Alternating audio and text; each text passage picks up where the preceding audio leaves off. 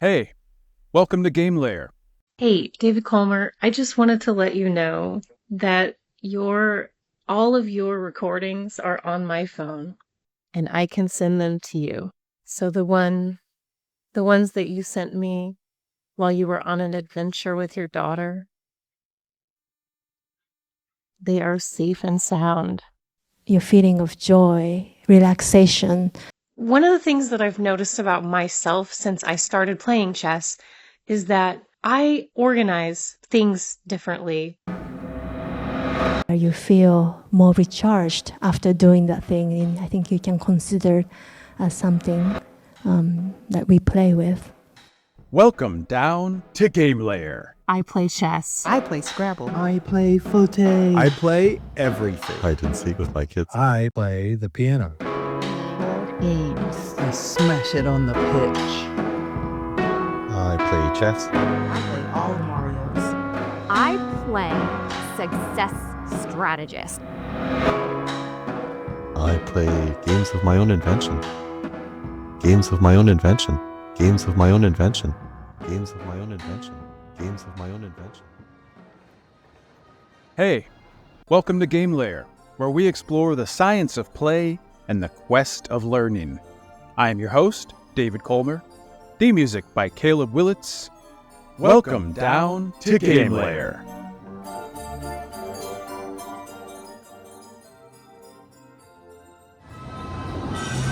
Thank you, Sarah Smith. I look forward to receiving your audio text message.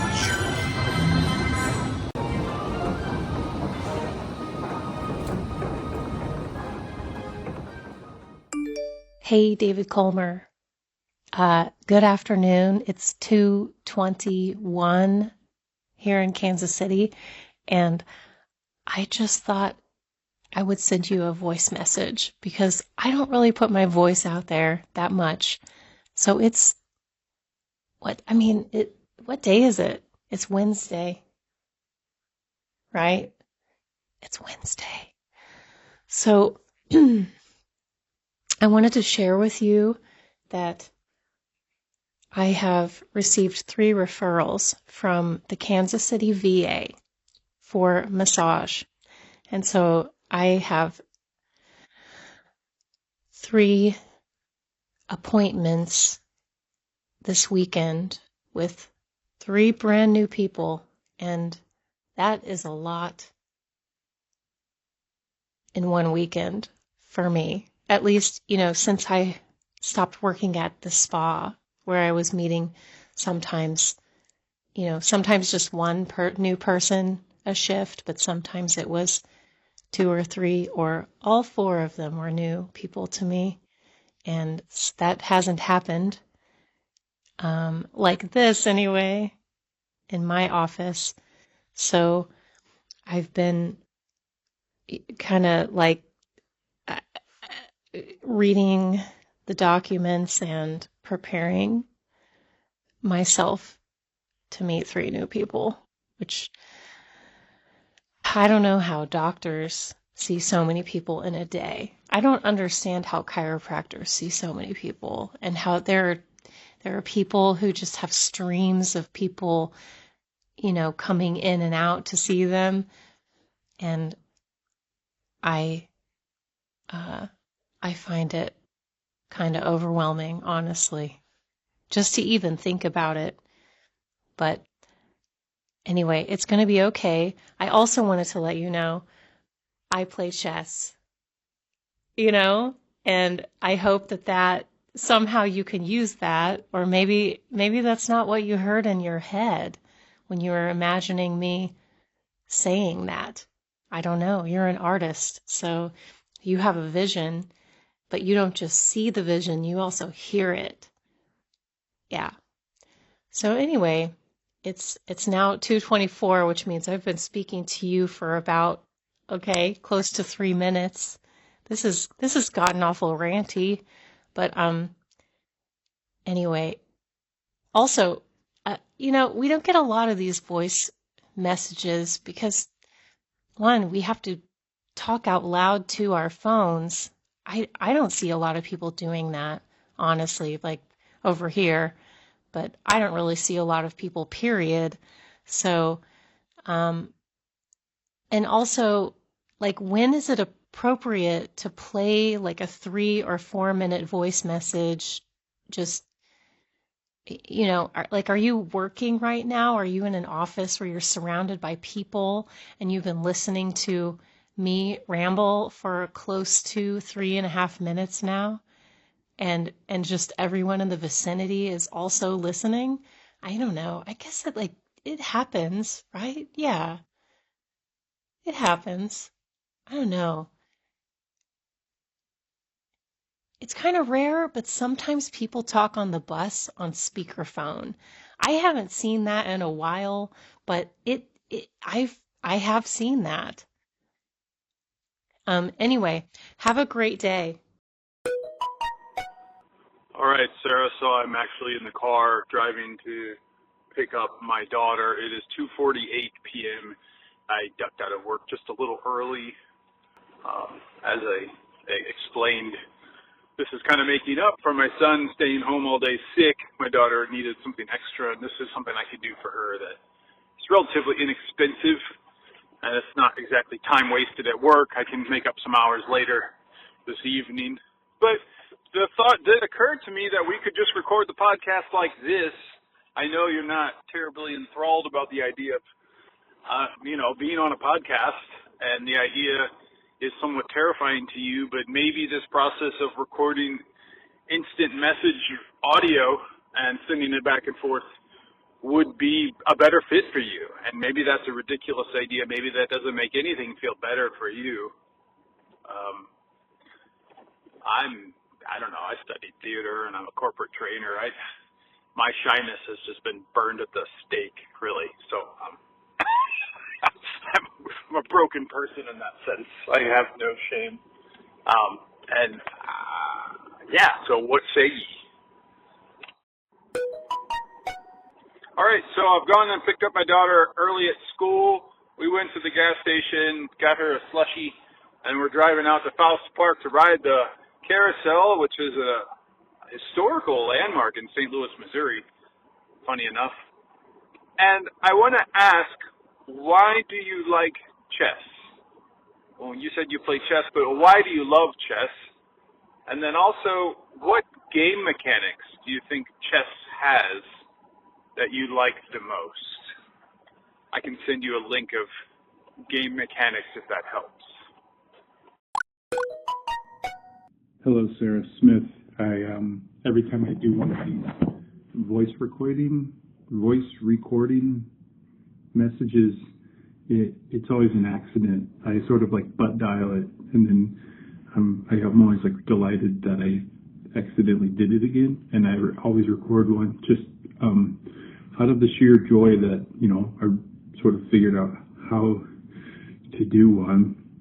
I have a brand new iPhone, actually. We're going to Thailand in April, so we went out and treated ourselves to some new iPhone action so that, when we're traveling, number one, we have more space on our phone, but most importantly, we just have better cameras to document our children traveling through the land of Thai. I really enjoyed your message. It's funny how I don't feel like I recognize your voice. Maybe your voice has changed. I don't know. I didn't notice that before, but in the recording, maybe you're just more self-aware, and so you sort of held back on your personality in a way, or just became a little bit more modest. I almost said modest mouse, mousy. That all fit together a little bit too well.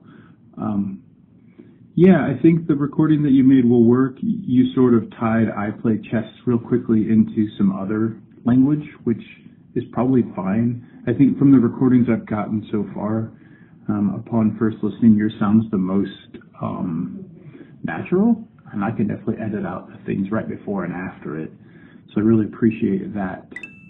I am at work, and there was like this intentional moment of me getting off the floor because I do live in a cube at work, and there are people who would be annoyed if I listened to a recorded message from my friend in Kansas City. I don't think that anybody should ever talk on speakerphone in public, period, especially on a confined area like a bus. So I have very strong feelings about that, and I think everyone should. And I think we should maybe really consider silence a valuable asset, just for mental health and behavioral health in general.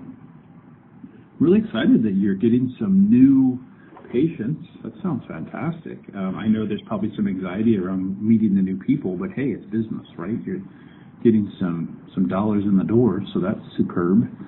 And also, I've been thinking more and more about GameLayer and what sort of discussions I want to have on the podcast. I'm calling it GameLayer Radio, specifically not calling it a podcast, just to kind of give it more of an ambient texture, or more of an old-timey feel, the way that Freakonomics always calls it Freakonomics Radio. I just really like that. I do have some recorded music from Caleb Willits playing drums and piano, so that'll be fun. And I'm thinking more and more just like having discussions with people from college that I haven't talked to in forever, whom I know very well. And more recently, you've been really reading and talking about marketing. And I think your solid win on these new people this weekend is probably somewhat maybe a response to your interests in marketing. And I feel like that is a bit of a game, right? You're playing the game of marketing, and it's not something that artists at Milliken were taught to do. And I think I'd like to have a discussion with you about that if you're ever open to it. It's not going to feel like you're on a camera. We don't have to record screens or use cameras. It can literally just feel like a phone conversation we have one evening. And then, I'll just publish it to Spotify. It's not, we don't have to focus on that part though. And I'm not going to send it to all your friends. I mean, you can if you want.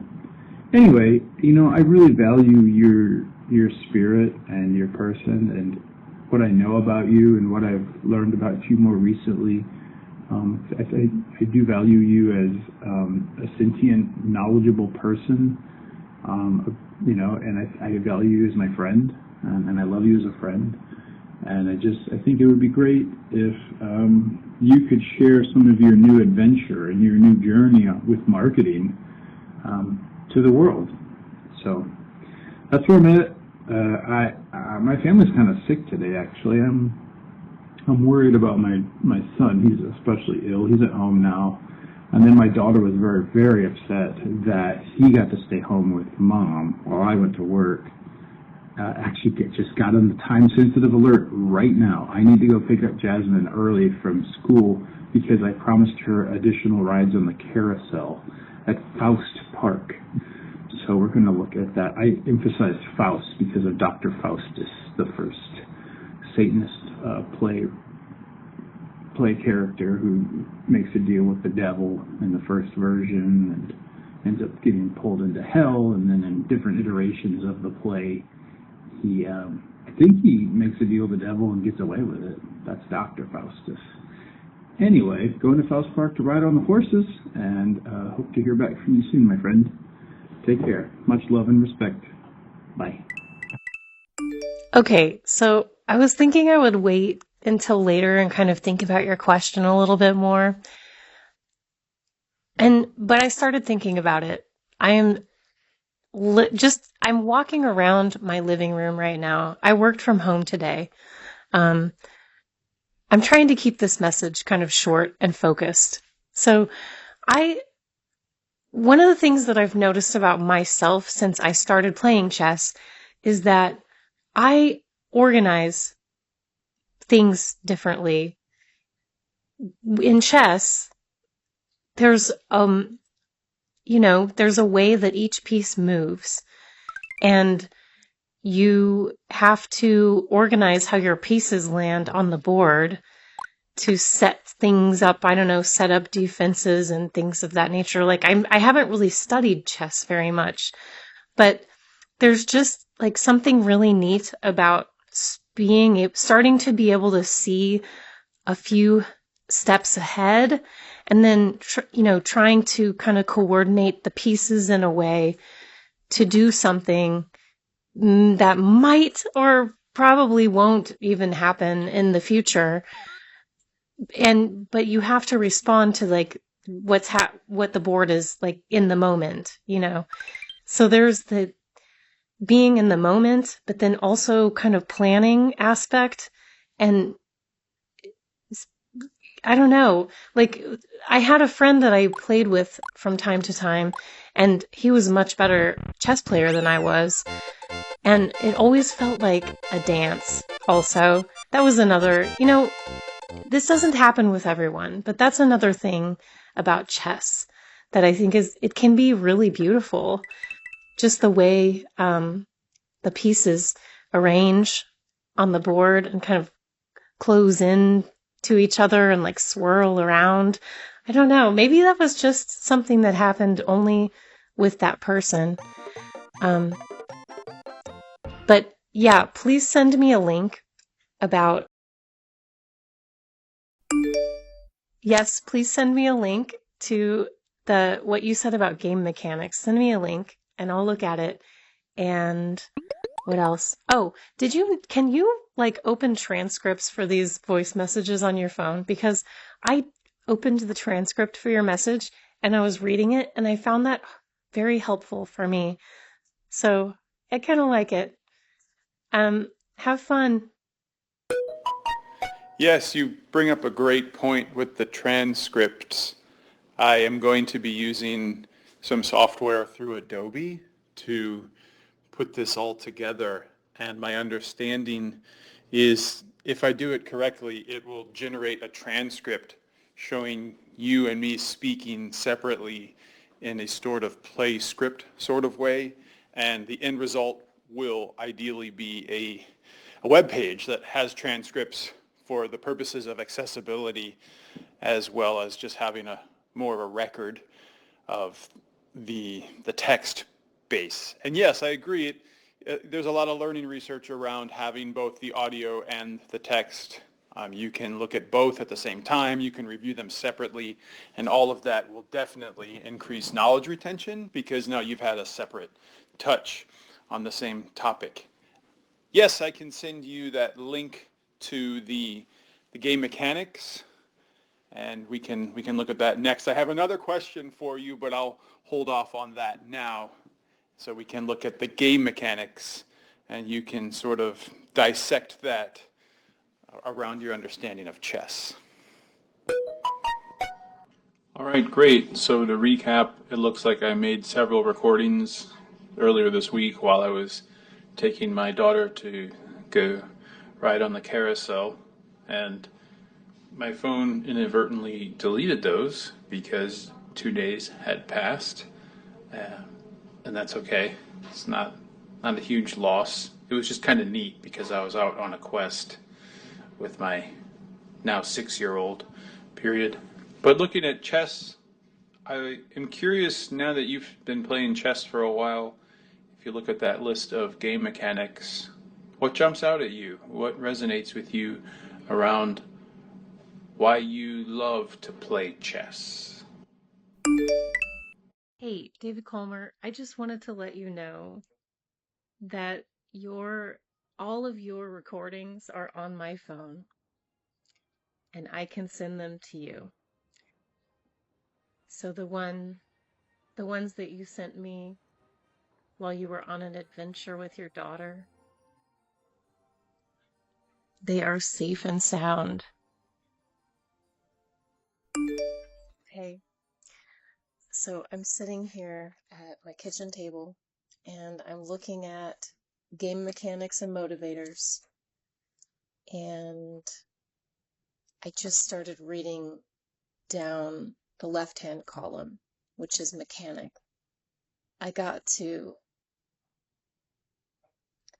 advanced priming, and that immediately got my attention before I read the definition. And then the motivator, or the list of motivators. And I have to say that there is something very tranquil about knowing exactly where the pieces go and that there's a limited number of options.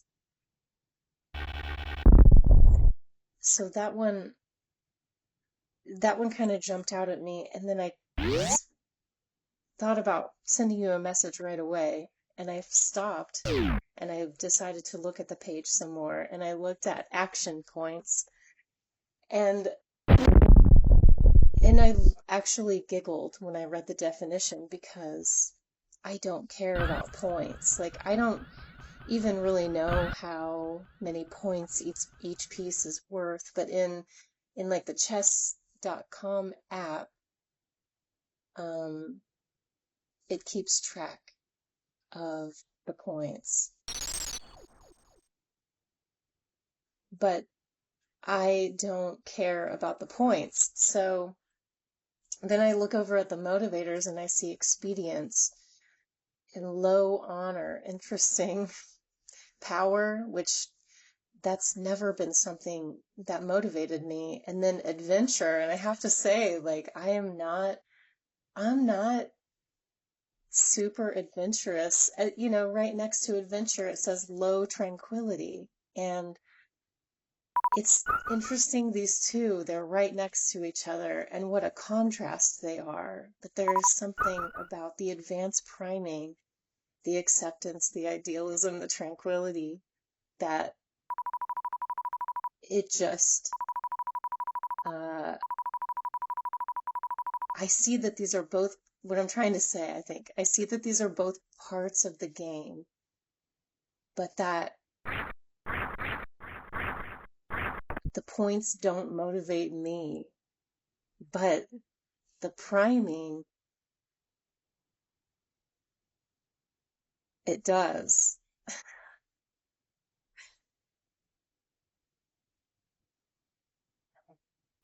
So I've been thinking, I don't know if I'm the best person. Okay, I might have an unusual, a rare perspective maybe on chess, but I don't think it's totally like a non-existent way to look at and play chess, because one of the only books actually that I own about chess, I used to have two, which was like the Dummy's Guide, you know, to playing chess. Okay. And then the Tao of Chess. And so the Tao of Chess is a book of principles as opposed to like a book of strategies and rules. And so I gravitated to that book. I liked the Dummy's Guide because it just basically taught me the rules and how to move and maybe how to have some better strategy. But the Tao of Chess, it showed me how to play from the heart, I guess, or in a way from the heart. And so I'm playing from this place of, you know, that there is something very tranquil for me about playing the game. And it's not like an adventure where I'm trying to collect points. It's something else. I will continue to look at this document and I don't know, think about what it's saying to me about chess and also about me as a player. I think there was a point in there that I was trying to make, and I don't think I quite got to it. And this point that I was kind of trying to make was that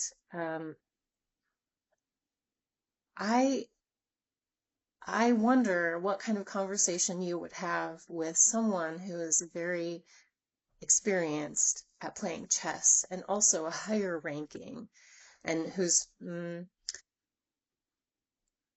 maybe studied chess a little bit more. And it, for me, it's just kind of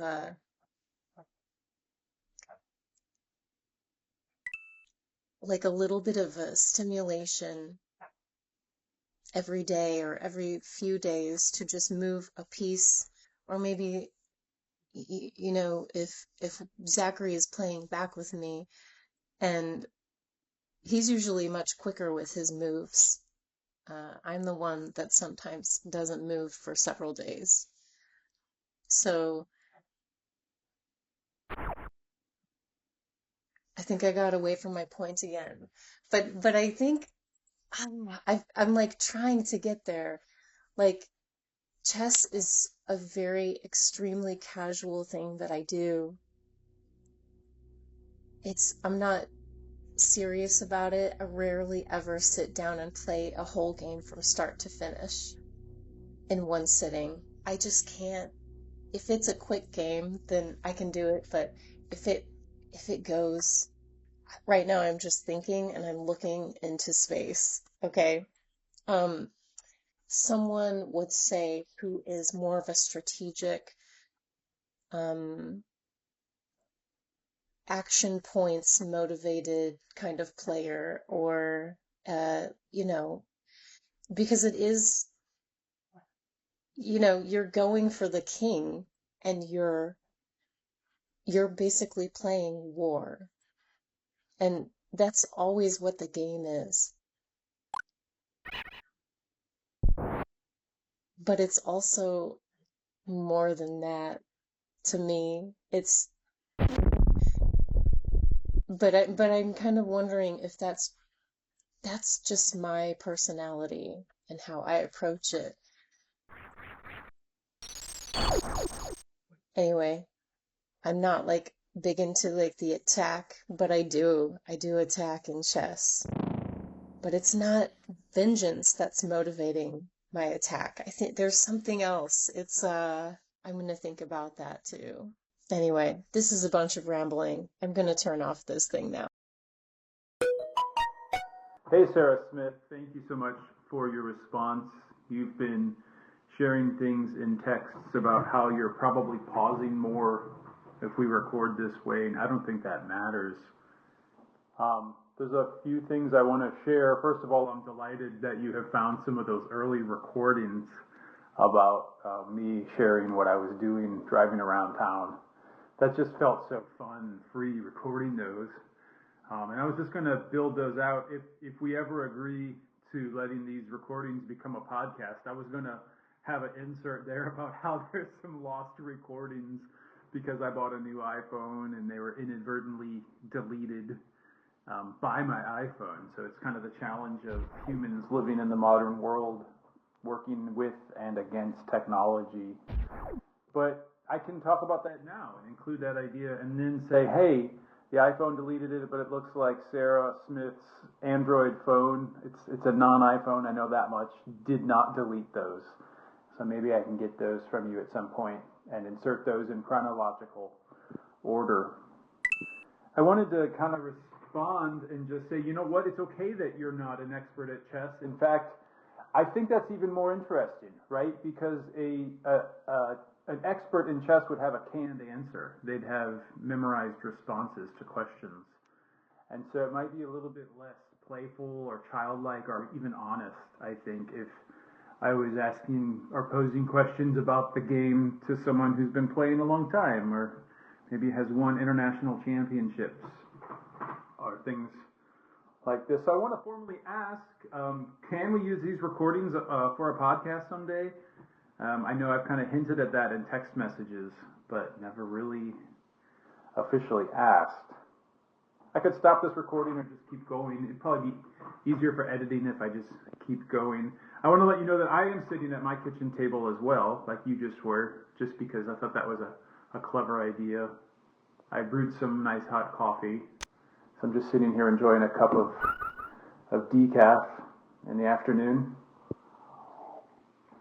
Anyway, one thing I really like about this is we're recording voice messages through text messages, and it feels like I'm recording it and then I'm sending it. So there's less control I have over maybe deleting part of it or saying, no, I didn't like that take. I guess I could do that, but I feel like these are kind of more permanent. Like I'm not doing a line drawing in pencil. It's like I'm doing a line drawing with ink. And I like that permanence of it, and that's why I don't think we should maybe take out any of the pauses or the gaps or the ums. We are social creatures, and we learn from genuine social iterations. But yeah, this is good because we don't have to schedule a call. You know, it's kind of like asynchronous learning, or like, you know, going to night school online where you can just kind of go through coursework whenever you have time. So this works for my schedule. I want to point out that also Sarah Smith playing chess, and she's not an expert. She had to read Chess for Dummies, the Tao of Chess. I love that. That's because that's your experience, right? There's no wrong answer here.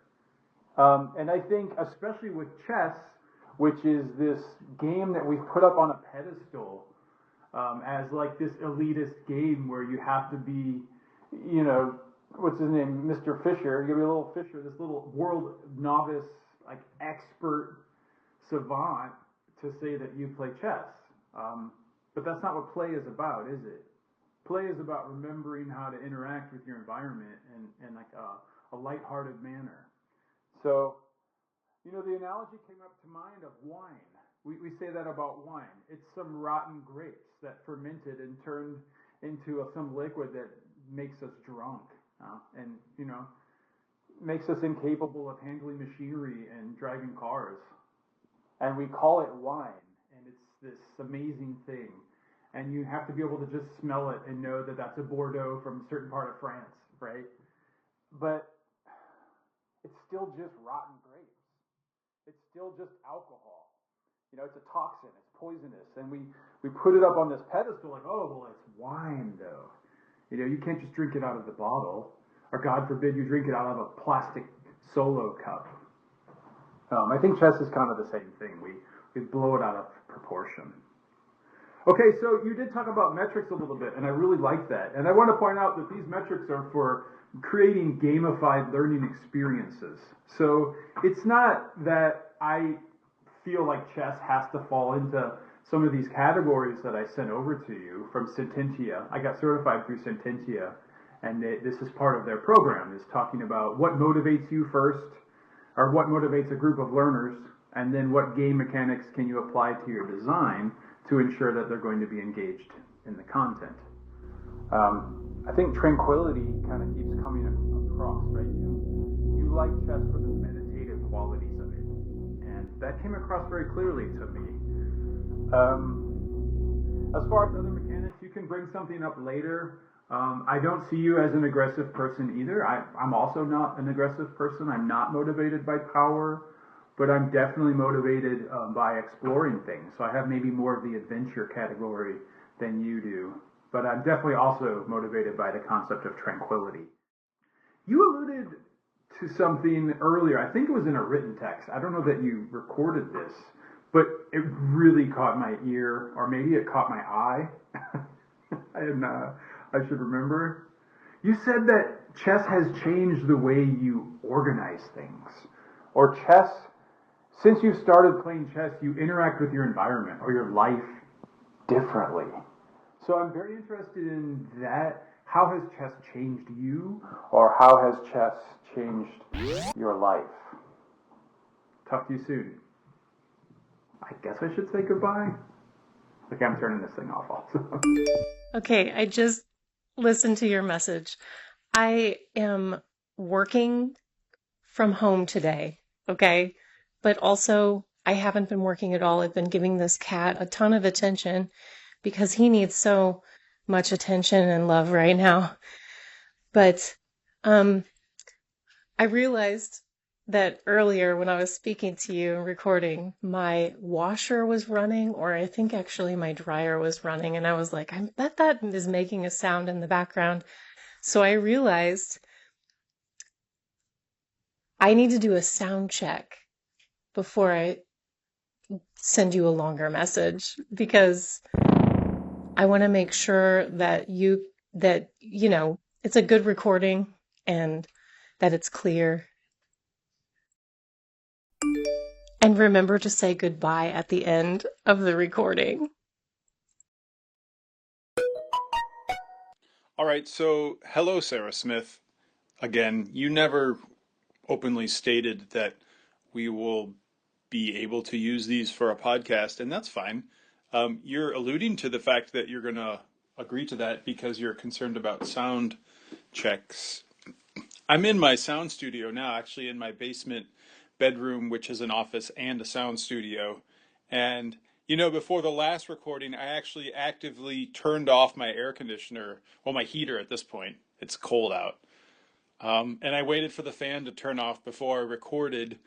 But at the same time, this is an experiment, I think, and I don't think it matters if there's some extraneous background noise. I was definitely able to understand, and it just makes me think of Radiohead songs where they. Oh wow, my phone cut me off there. Wow, that was special. Again, fighting against technology. Radiohead would actually record the sound of a refrigerator and put it in the back of some of their tracks. And yeah, it's it's an acquired taste. I don't think everyone loves Radiohead, and I get that. But you can't say that they're not living in an artistic flow state. I think that's all I have for now. Yeah, I think this is going to work as long as you agree to maybe you have me in limbo here. All right, goodbye. I'll talk to you later. Okay, so David Colmer, no sound check, just turning the microphone on and speaking. My washer is running right now, and I'm kind of walking around the room, walking on a rug. Okay, to answer your question, if you believe that there's something good that you can capture with these recordings and you want to do whatever editing you want to do with them, yes, you should go ahead and do that.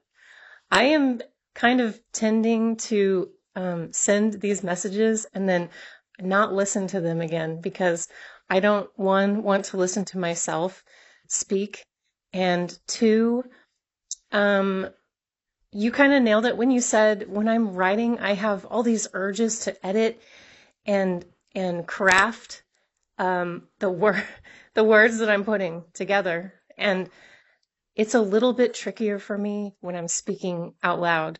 You're very articulate and you have very few like little pauses, and you're very clear, and you have a nice way of, I want to say, you express concepts very fluently and also in a way that makes them easy to grasp. Like when you're using metaphors and analogies, that's brilliant. That's really good. And I think that is actually something that I want to try to do more. But anyway, so yes, go ahead and make a podcast or do what you need to creatively do with these recordings to make something. That's super neat. Thank you. I appreciate your time and the questions and the sort of conversation that we're having. Kind of, it's more like I want to say it's more like mini monologues at each other. Maybe something like that. Okay. Thank you. Goodbye. I'm over here cracking up, but I just wanted to hit record right away so I don't lose my train of thought.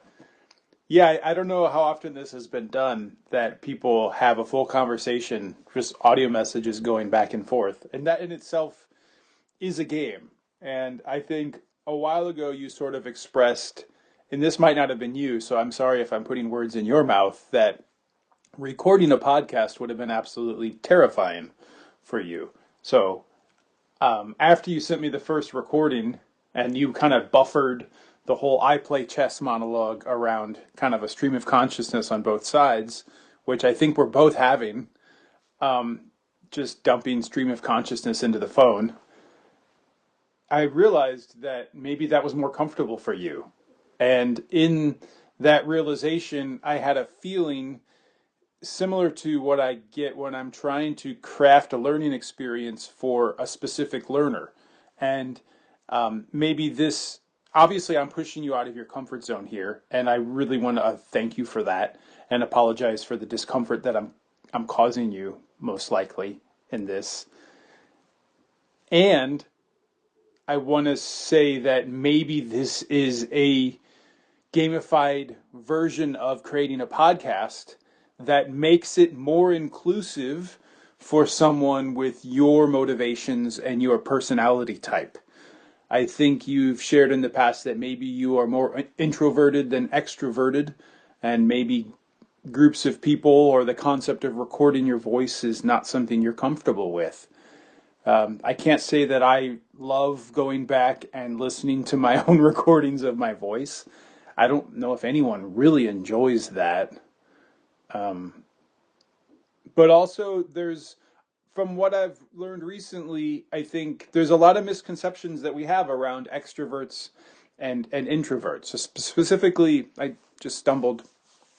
Specifically, introverts, this idea that introverts hate people or introverts don't need people, that's completely inaccurate. And I think that realization really set something off in me where I am a complicated person in the sense that I'm an extroverted introvert or some sort of introverted extrovert. I always land in the middle on personality tests for that one because I desperately need people in my life and I desperately need personal time. So I feel like I can identify with anyone on that topic. So I know that this is probably uncomfortable for you and that might have taken some courage for you to say, so thank you. I promise I won't edit this in a way that makes you say fart or, weird words. I have small children, I'm so sorry. Take care, Sarah Smith. I'd like to hear more about how you feel chess has maybe changed your personal life. So how has chess caused you to organize things differently or think differently or behave differently or interact with your environment differently? Oh, also, and one more thing, thank you for complimenting me. I actually really appreciate that. I was over here blushing, just creating this thing and this person that I know and have known for a while and admire, a good friend of mine saying nice things about me. You know that feels good, right? That feels really, really good. And I doubt that I'm going to edit that part out because maybe I'm a little bit of a narcissist still.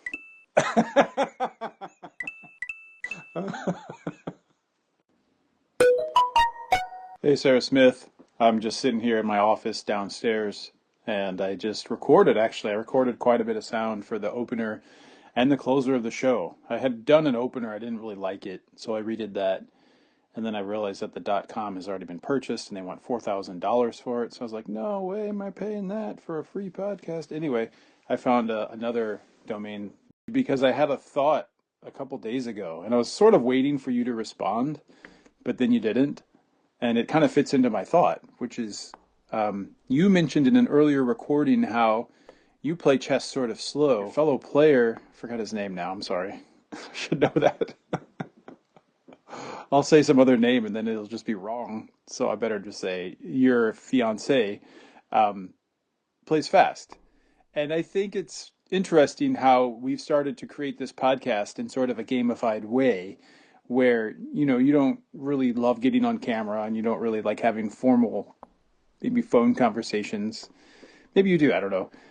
But this is kind of fun in the sense that we're sort of playing chess through the mail with these audio messages. It's the same game that we're playing. The way we're recording this podcast is matching how someone might take their time to make a choice on a chess move, right? What am I going to say next? Because this is a recording that might end up on a show. So let's think about this. Let's not get on and not know what the end of a web address is called, or maybe the name of one of your good friend's fiance is. Let's be prepared, like an adult or a responsible person, which obviously I am not.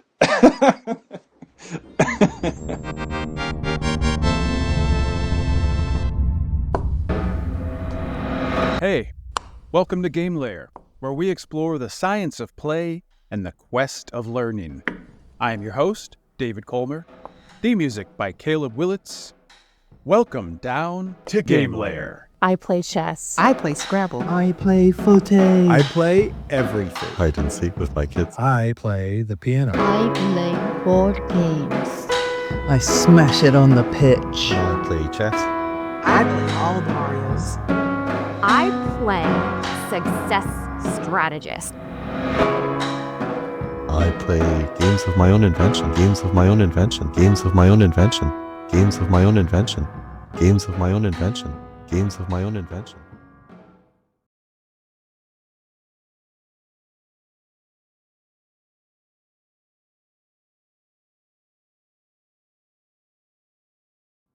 I'd like to move to the domain of play. We can make any chores or work that we do in our daily life into a moment of play, playing. It's a translation from Vietnamese, and joy. Joy is a direct translation is play, but actually in English, when we say, "Oh, we should play more," and it sounds a little bit strange, yeah. But what we mean is just like hanging out, spending time with each other. So it doesn't always have to be like play. You know, you don't have to play sports or play music in order to play. Or so of course any of those things can be play. But when we use the word play, just doing something together or even by yourself, spending time with yourself, spending time with each other. So drinking tea is also a form of play in Plum Village tradition. There are many ways to play, going for a walk together. Actually, doing nothing together is also playing. Yeah. So anything that can cultivate your feeling of joy, relaxation, where you feel more recharged after doing that thing, and I think you can consider as something that we play.